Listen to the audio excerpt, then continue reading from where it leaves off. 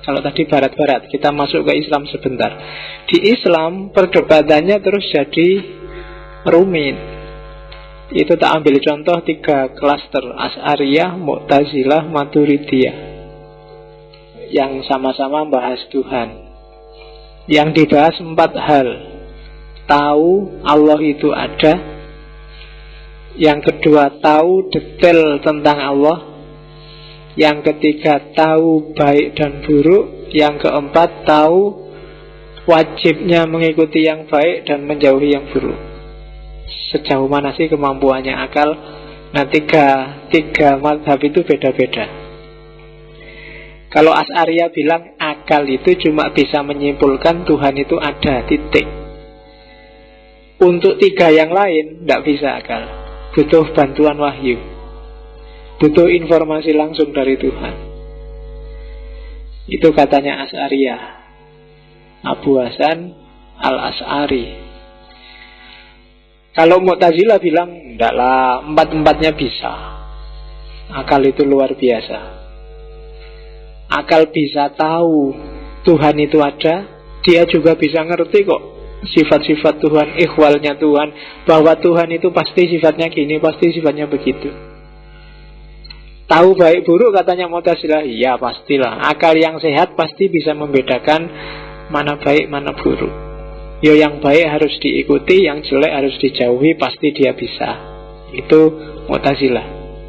Kalau Maturidiyah sama-sama Ahlus Sunnah. Kalau Maturidiyah beda sama Asy'ariyah. Katanya Maturidiyah tahu tentang Allah ya, tahu tentang ihwalnya Allah ya, tahu baik buruk ya, tapi tahu mana yang harus diikuti dan mana yang harus dijauhi tidak bisa akal.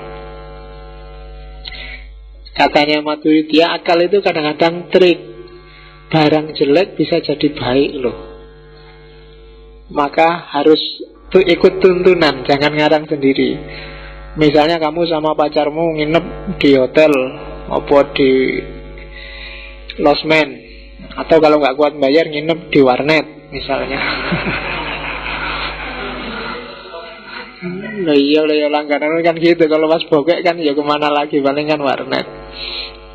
Nah, itu janjinya ya nggak boleh. Tapi kan akalmu bisa justifikasi. Kalau ada orang nasihati, ada orang bilang, terus kamu ngapain sih kok ribut? Wong ini ya pacar-pacarku dewe, suka sama suka, nggak ada yang saling sakit menyakiti, kita antarodin. Ya kan, ngapain kok orang lain itu cerewet? Kalau ada resikonya kita siap nanggung kok. Tenang aja lah, nggak usah ribut. Nah, ya kan? Yang bisa bilang kayak gitu kan akal. Jadi barang baik bisa jadi bagus. Lu kamu kok mahasiswa nyontek, lu ini jangan dilihat nyonteknya pak. Itu loh. Nyontek ini dalam rangka birrul walidain pak. Oh. Kalau saya nyontek lulusnya bisa cepet. Kalau saya lulus cepet kan meringankan orang tua pak. Loh, jadi ini birrul walidain pak. Lo yang bisa kayak gitu akal. Jadi barang benar bisa jadi salah, barang salah bisa jadi benar. Maka katanya Maturidiyah tidak bisa. Urusan mana baik, mana buruk akal mungkin tahu, tapi mana yang harus dijalankan dan mana yang tidak, akal tidak tahu.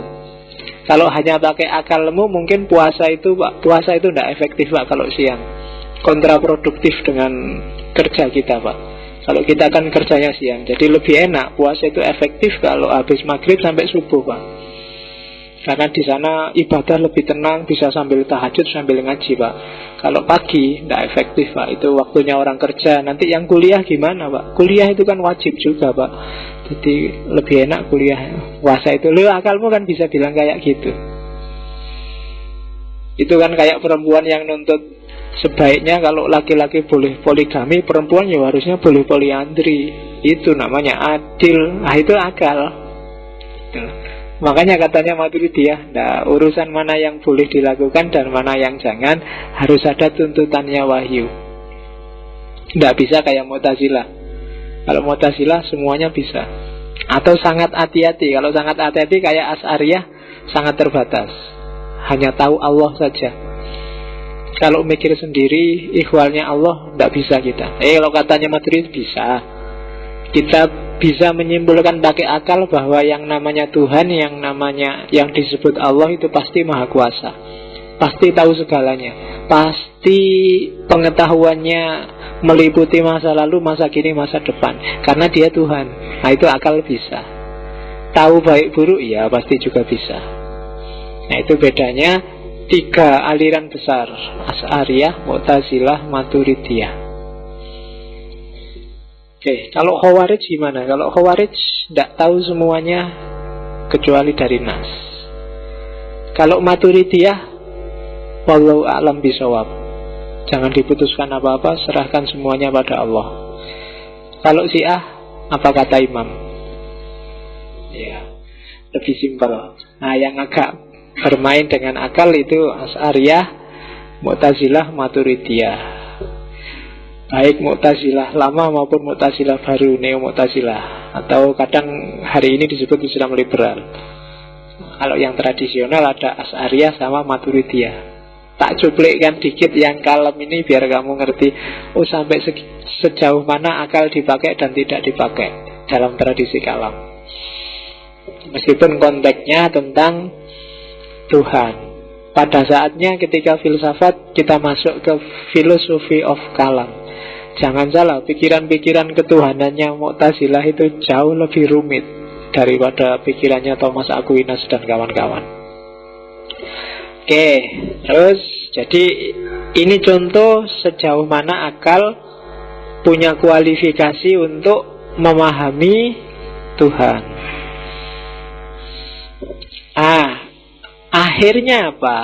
Dari beberapa asumsi di atas mulai awal tadi, akhirnya nanti ada 4 kubu dalam filsafat ketuhanan. Ada kubu dogmatis, ada kubu skeptis, ada kubu kritis, ada kubu historis. Jadi dari asumsi-asumsi di atas ada yang dogmatis. Kita sebenarnya ada di sini. Dogmatis itu yang yakin Tuhan itu ada atau yakin Tuhan tidak ada. Jadi apa? Saya pernah ada pertanyaan, Pak, orang ateis itu benci ya Pak sama Tuhan, anti ya Pak sama Tuhan? Enggak, mereka enggak anti Tuhan juga enggak benci Tuhan. Kenapa? Wong mereka enggak percaya ada Tuhan kok. Ya kan? Loh, kalau enggak percaya ada Tuhan, gimana mereka bisa benci Tuhan? Oh, Tuhannya enggak ada. Di anti juga enggak ada. Anti komunis misalnya, ada komunisme terus saya anti komunis. Jadi orang ateis itu ya mereka enggak benci Tuhan juga enggak anti Tuhan. Wong bagi mereka Tuhan itu enggak ada. Apa yang mau dibenci? Yang bisa benci Tuhan itu kalian. Ya kan? Kan kayak film India itu, kalau sudah sumpek itu lari ke kuil, Tuhannya dimaki-maki. Akhirnya Tuhannya ngalah. Kalau sudah marah-marah di kuil, balik lagi musuhnya diantemi kabeh, habis sudah. Kayak film India itu kan. Jadi ya, langganan India. Itu kalau India itu kan menurut saya actionnya ngalah-ngalahi film Barat. Orang Barat itu biasanya nembak dikit-dikit dadanya musuhnya ambruk semua. Kalau di India musuhnya ditabrak ke tembok sampai hancur itu bisa bangun lagi. Dibanting dia masih bangun lagi. Sakti-sakti orang India itu. Meskipun polisinya kasihan miskin-miskin, bawaannya cuma jeep jelek itu mesti. Di mana-mana sekarang polisi itu kan pakai mobil bagus-bagus, ada yang BMW ada. Kalau di India tetap pakai jeep jelek itu. Itu khasnya India. Jabatan polisinya cuma 2, inspektur sama komisaris. Di luar itu nggak ada kok jenderal polisi itu nggak ada. Mesti kalau nggak inspektur ya komisaris. Oke, ngomong apa sampai India. Jadi standpoint pertama,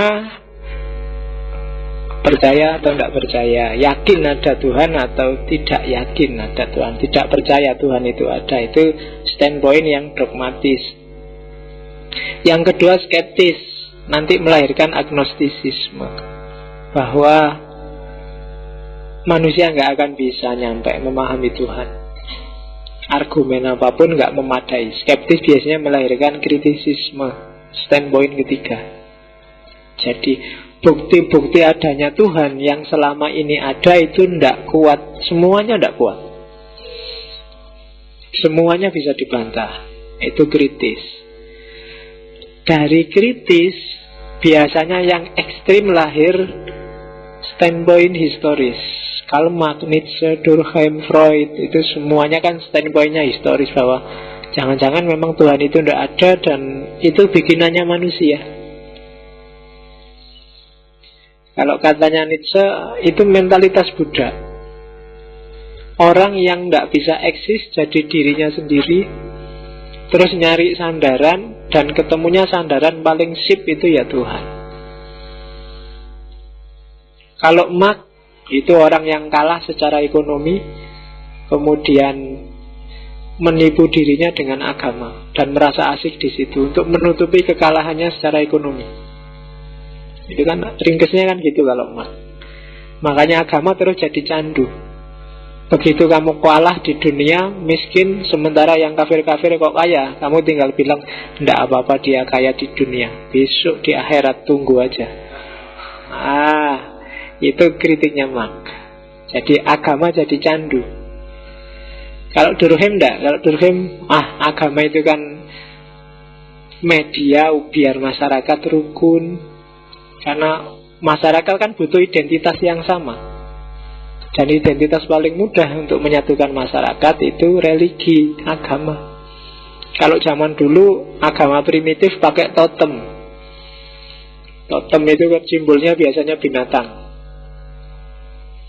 Yang itu ditiru oleh anak-anak pramuka itu loh. Grup kelinci, grup harimau, grup apa kan gitu.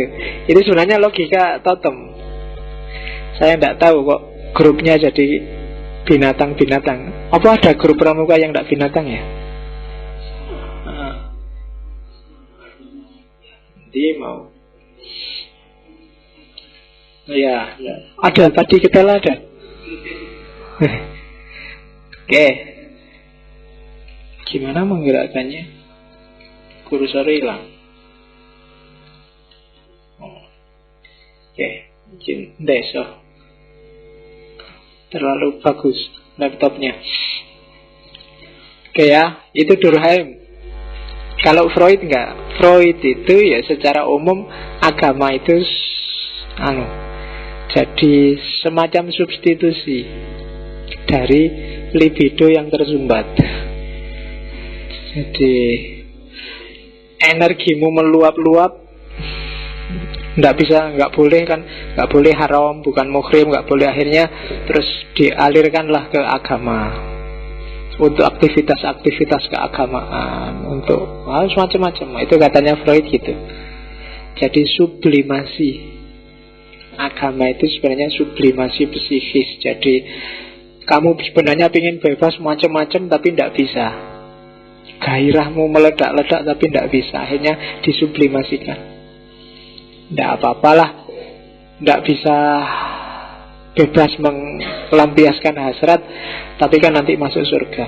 Kita beramal yang baik, sholat yang rajin, tahajud lah. Kalau nafsunya sudah nggak tertahan, puasalah. Kalau itu jadi sublimasi dari hasrat. Jadi agama itu bikinan kita sendiri. Itu katanya beberapa filosof, Nietzsche, Marx, Durkheim, Freud. Ini yang kadang-kadang bikin orang tidak suka sama filsafat. Cuma orang lihatnya cuma tokoh ini saja, padahal tokoh yang lain banyak. Sama-sama eksistensialis. Jangan lupa selain Nietzsche masih ada Muhammad Iqbal, masih ada Mullah Sadra, bahkan masih ada Ibnu Arabi. Semuanya eksistensialis. Cuma orang lebih wow pada Nietzsche yang anti Tuhan. Jadi terus, wah berarti filsafat itu bikin orang anti Tuhan. Padahal kalau pakai Iqbal, kamu bisa beragama secara aktif, progresif. Kalau pakai Mullah Sadra, kamu bisa mengkombain antara akal, hati, mistik jadi satu. Kalau pakai Ibnu Arabi, apalagi kamu bisa masuk jauh ke wilayah mistisisme. Sama-sama eksistensialis. Cuma orang kan jarang menengok yang Islam-Islam, dianggap pokoknya tasawuf, pokoknya filsafat itu sesat karena anti Tuhan. Karena orang susah membedakan mana filsafat yang produk pemikiran, mana filsafat yang sebagai alat untuk berpikir secara jernih. Jadi sering-sering orang kejebak di situ. Jadi ya jangan lupa Ghazali yang mengkritik filsafat pun sebenarnya sangat filosofis argumen-argumennya. Orang yang tanya apakah filsafat itu tidak membawa kepada kesesatan, pertanyaan itu pasti diawali dari refleksi yang filosofis. Jadi ketika dia menggugat filsafat, sebenarnya dia juga sedang berpikir filosofis tentang fenomena yang namanya filsafat. Jadi itu yang kadang-kadang harus dijelentrehkan lagi. Oke, jadi berpikir tentang Tuhan tadi melahirkan 4 standpoint. Dogmatisme, skeptisisme, dari skeptis kadang-kadang berkembang jadi kritisisme, kemudian bahkan sampai yang historisisme.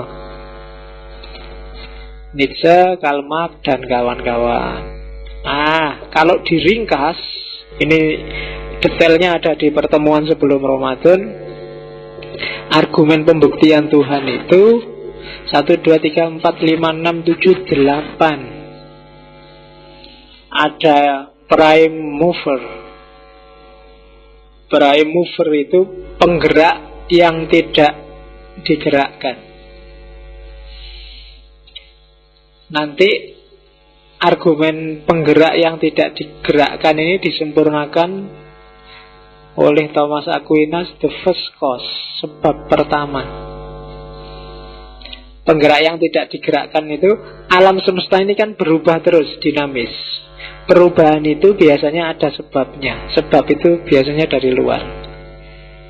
Kenapa kamu datang ke sini? Karena ada pengumuman dari takmir. Kenapa takmir mengumumkan? Karena tak SMS sebelumnya malam ini bisa. Kenapa aku nge-SMS? Karena ada yang ngingetin aku, sudah waktunya Pak, sudah bulan September. Kenapa kok dia ngingetin aku? Karena selalu ada penggerak-penggerak. Dan penggerak ini pasti harus ada ujungnya dong. Kalau nggak ada akhirnya penggerak pertama, ya nggak masuk akal. Itu first cause. Dan kalau penggerak pertama itu kita sebut Tuhan, ya berarti Tuhan itu ada. Meskipun ini di sebelum Ramadan kan juga sudah dibantah. Bantahannya nggak perlu tak ulang, biar kamu tetap merasa argumen ini valid. Itu gunanya tak balik. Kalau yang sebelum Ramadan tak sampaikan sekarang, nanti ujungnya kamu agak tidak percaya lagi sama Tuhan. Jadi tak balik, yang percaya Tuhan tak taruh di akhir. Kalau first cause kan jelas, semua ada sebabnya, dan pasti harus ada sebab pertama. Ya contoh paling gampang biasanya kan dipakai, kamu ada sebabnya, bapak ibumu, simbahmu oleh mbah buyutmu oleh mbah canggah oleh udek oleh gantung siwur oleh terus sampai ke atas. Kan harus ada awalnya. Nabi Adam misalnya awalnya. Nabi Adam kan harus ada penciptanya. Setelah Nabi Adam, diciptakan oleh yang menciptakan Adam. Kalau menciptakan Adam ini Allah, ya berarti Allah ada. Nggak boleh ada terus nggak ada akhirnya. Kalau nggak ada akhirnya, akal nggak bisa memahami. Itu argumen first cause. Kayu ini disebabkan oleh pohon